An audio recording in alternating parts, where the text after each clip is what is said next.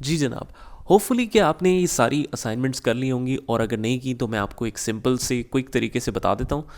Home assignment सबसे पहले है एम्प्लॉई इन्फो वाली। इसमें बेसिकली हमने क्या करना था कि अगर हम एम्प्लॉई आईडी यहाँ पर लिखें तो उससे रिलेटेड जितनी भी इंफॉर्मेशन डाटा में मौजूद है वो खुद जो है वो इस वैल्यू को देखते हुए एक्सट्रैक्ट कर ले, देख ले। तो इस चीज़ को कहते हैं V lookup. Based on a certain lookup value it extracts the whole information from the table. उसके लिए कुछ रिक्वायरमेंट्स थी हमारा काम आसान करने के लिए। सबसे पहले तो हम लुकअप, क्योंकि हर चीज़ के रिजल्ट्स जो हैं वो एम्प्लॉई आईडी को देखते हुए ही निकालें, और इसका नाम है लुकअप वैल्यू, तो हम इसको नाम दे ही देते हैं। आपने इस सेल को सिलेक्ट की और यहाँ पर नाम दे दिया इसका लुकअप अंडरस्कोर वैल्यू। अंडरस्कोर इसलिए क्योंकि स्पेस अलाउड नहीं है। एंटर मैंने किया तो ये इसका नाम सेट हो गया।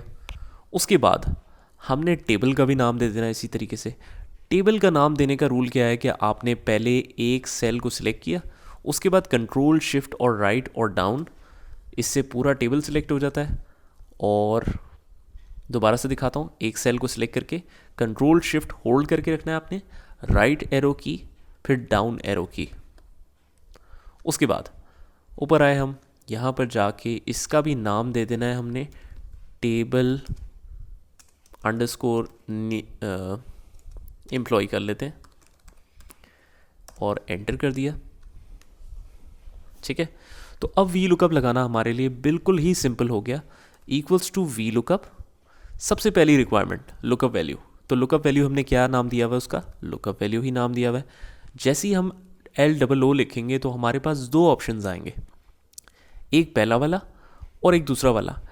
पहले वाले के साथ जो आइकॉन आ रहा है वो FX लिखा हुआ है। इसका मतलब है ये कोई फॉर्मूला है, हमारा डिफ़ाइन किया हुआ नेम नहीं है।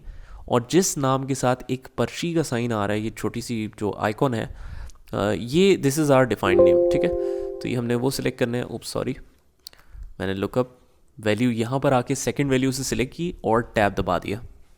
ठीक है, तो ये रिक्वायरमेंट हमारी फुलफिल हो गई। कॉमा टेबल अरे, डेटा कहाँ से लेना है हमने, नाम क्या रखा था हमने, टेबल अंडरस्कोर एम्प्लॉय। टेबल का नाम जो है जब भी आपने रखना हो तो कुछ ऐसा रखें जो टेबल के नाम से ही स्टार्ट हो रहा हो, ताकि आपको कोई कन्फ्यूजन हो भी तो आपको फ़ौरन याद आ जाए नाम देखते ही। तो टेबल अरे हमने लिखा, comma column index number. Column index number क्या है, क्योंकि डेटा में भी अगर हमने फुल नेम से रिलेटेड इन्फॉर्मेशन निकालनी है, एम्प्लॉई आईडी तो पहला इसमें भी है इसमें भी है, दोनों में यही है।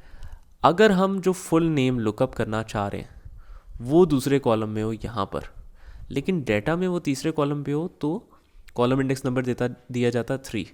लेकिन क्योंकि इत्तेफाक से दोनों में दूसरे कॉलम का आंसर हमने निकालना है, एम्प्लॉई आईडी को देख के दूसरा कॉलम, तो सेकंड कॉलम से आंसर निकालना है, कॉमा और एग्जैक्ट मैच या अप्रॉक्सीमेट मैच। एग्जैक्ट मैच क्यों, क्योंकि आपकी एम्प्लॉई आईडी जो है वो एग्जैक्टली इसी नाम से मौजूद है। अगर कोई परसेंटेजेस में या अपर और लोअर लिमिट वाला चक्कर होता तो हम डेफिनेटली अप्रॉक्सीमेट मैच यूज़ करते। अभी हम एग्जैक्ट मैच यूज़ करेंगे। एग्जैक्ट मैच यूज़ करने का क्या तरीका है, आप फॉल्स डबल क्लिक करके भी सिलेक्ट कर सकते हैं और 0 भी लिख सकते हैं, एंटर।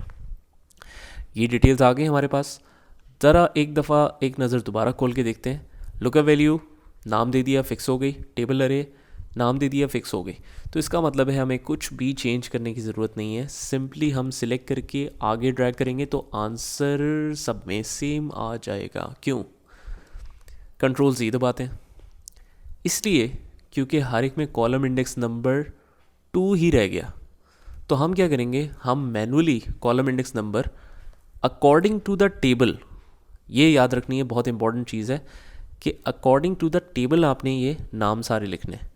मतलब पहला कॉलम ये है, इत्तेफाक से सारे सेम सीक्वेंस में आ रहे हैं, तो हमने सिलेक्ट करके इसको आगे की तरफ ड्रैग किया, और जैसे ही आप छोड़ेंगे हैंडल को तो यहाँ पर ऑटो फिल ऑप्शंस आएंगे। यहाँ से आपने फिल सीरीज़ कर लिया और ये सारी डिटेल्स इस तरीके से आ गई। अब हम अपने एग्जिस्टिंग फार्मूला को खोल के इसको डिलीट करेंगे और कॉलम इंडेक्स नंबर इससे लिंक करके और आगे की तरफ ड्रैग कर देंगे। तो इससे क्या होगा कि कॉलम इंडेक्स नंबर खुद ब खुद डायनेमिक बन जाएगा। ठीक है, ये चीज़ें हमने पहले डिस्कस की थी।